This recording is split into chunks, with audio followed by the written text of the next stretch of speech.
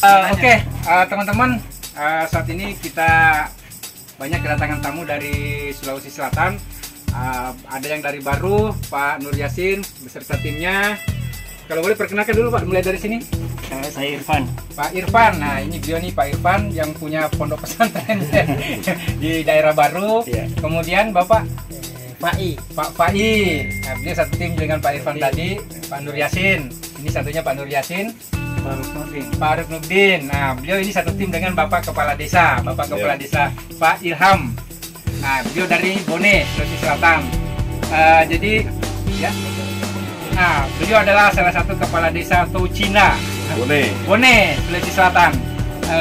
Saat ini kami mau minta pendapat-pendapat dari teman-teman setelah melihat hasil uji coba tadi, mesin-mesin, karena beliau juga kebetulan pada saat ini datang jauh-jauh dari Sulawesi Selatan dan dia sudah pesan mesinnya dan dia sudah lihat hasil uji cobanya tadi. Mulai dari Pak Kades dulu, bagaimana Pak Kades yang tadi hasilnya Pak Ilham? Oh iya, jadi begini, terima kasih. Awalnya sebenarnya ada beberapa banyak pilihan yang sudah di media sosial. Ternyata pilihannya jatuh ke Kalimantan Timur, dalam ini Balikpapan. Iya. Dan ternyata setelah saya berkunjung langsung, hasilnya justru lebih baik dari yang ada di media sosial. Karena kenapa? Kemarin dikasih contoh saya justru agak kasar hasilnya. Saya kesini justru jauh lebih halus dari apa yang diiklankan gitu. Untuk penepungnya itu Pak Kades ya? Penepungnya. Terus untuk mesin peletnya bagaimana? Mesin peletnya itu ternyata sesederhana itu untuk membuat pelet apung. Ya. Saya pernah ada uji coba justru dengan berbagai macam formula ternyata tetap tenggelam. Ini ternyata bahan baku yang ada, apa yang ada di wilayah masing-masing bisa apung. Dan sebenarnya sama dengan merek-merek lain yang beredar di pasaran. Formulanya sama, hanya merek yang berbeda. Nutrisinya sama. Oke. Jadi beliau sudah memberikan kesan-kesan mengenai mesin yang kita buat di Balikpapan, batakan mesin. Nah sekarang beliau juga adalah salah satu tim dari Pak Kades. Beliau adalah teknisi dari timnya Pak Kades. Bagaimana Bapak lihat kita punya ini tadi mesin? Alhamdulillah ya.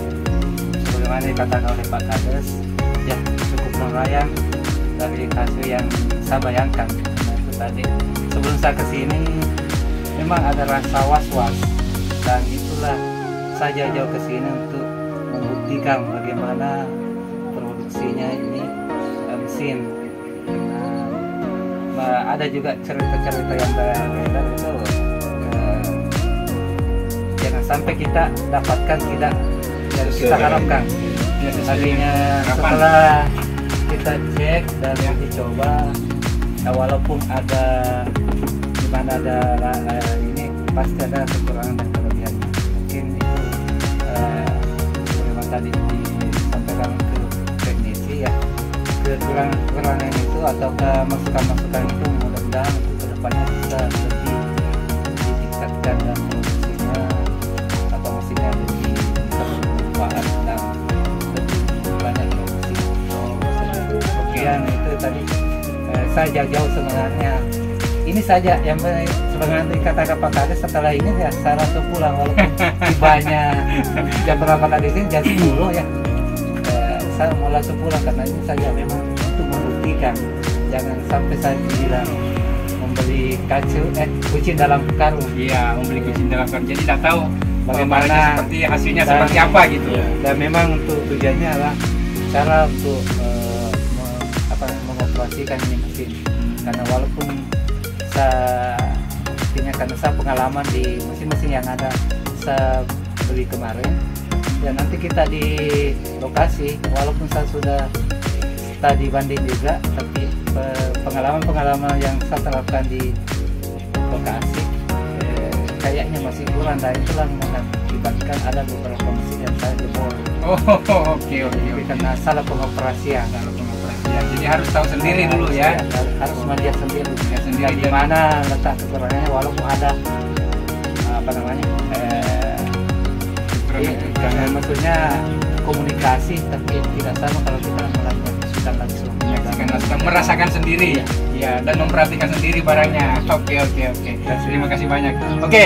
Beliau ini Pak Nur Yasin dari Kota Baru, Sulawesi Selatan juga, dan sebelumnya beliau sudah banyak sekali telepon-teleponan, konsultasi sama saya, Dan kadang-kadang kita konsultasi bagaimana sih caranya membuat pakan.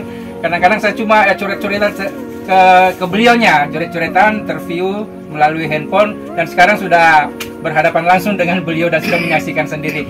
Kira-kira kesan-kesan setelah melihat mesin kita tadi bagaimana, Pak? Ya, kalau dari pribadi saya, Pak, ya.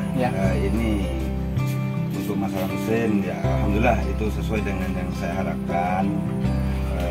Saya sebagai teknisi lapangan juga, mesin-mesin seperti inilah yang diharapkan untuk para petambak kecil seperti itu, untuk UKM dan sebagainya.